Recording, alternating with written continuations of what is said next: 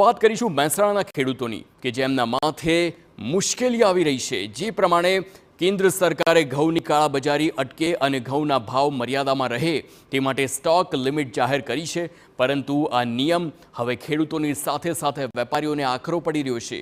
કડી market યાર્ડમાં દરરોજ ઘઉંની બમણી આવક નોંધાઈ રહી છે, પરંતુ સ્ટોક લિમિટના કારણે વેપારીઓ મુશ્કેલીનો સામનો કરી રહ્યા છે।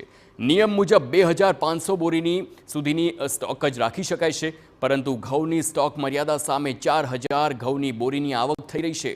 તો સ્ટોક લિમિટના કારણે વેપારીઓ પૂરતા પ્રમાણમાં ખરીદી કરી શકતા નથી।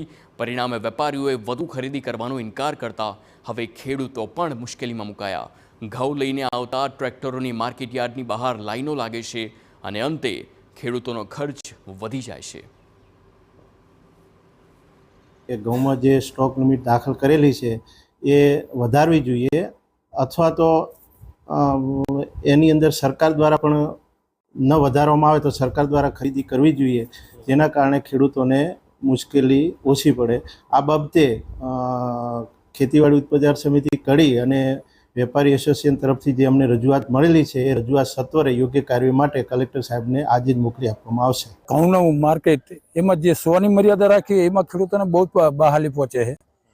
કેમ કે 100ની મર્યાદા રાખે છે તો ખેડૂતને માલ લઈને આવ્યો પછી રોકાવું પડે છે, ખોટા ખર્ચા ચડે, ખેડૂતને પોસાતું નહીં, એટલે કે વધારે ટ્રેક્ટરની ખરીદી કરે એવું આયોજન કરે કમિટીવાળા।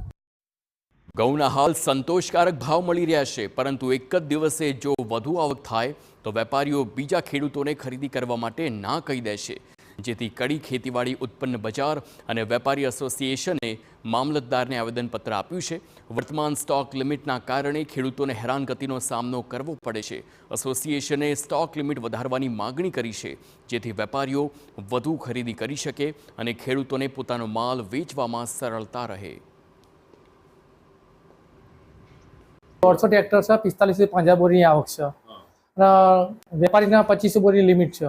આવક વધારે છે, વેપારી લઈ શકતા નથી અને ખેડૂતોને માલ પડી રહે છે।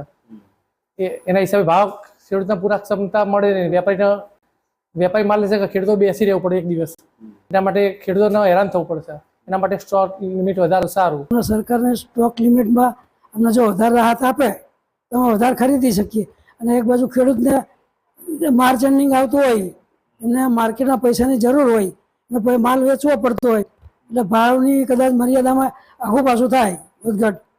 એટલે અમે એવું કહીએ સરકારમાં રજૂઆત કે વેપારીઓને માલ સ્ટોકની જે રહી ને એને મર્યાદા વધારવામાં સહાયરૂપ થાય।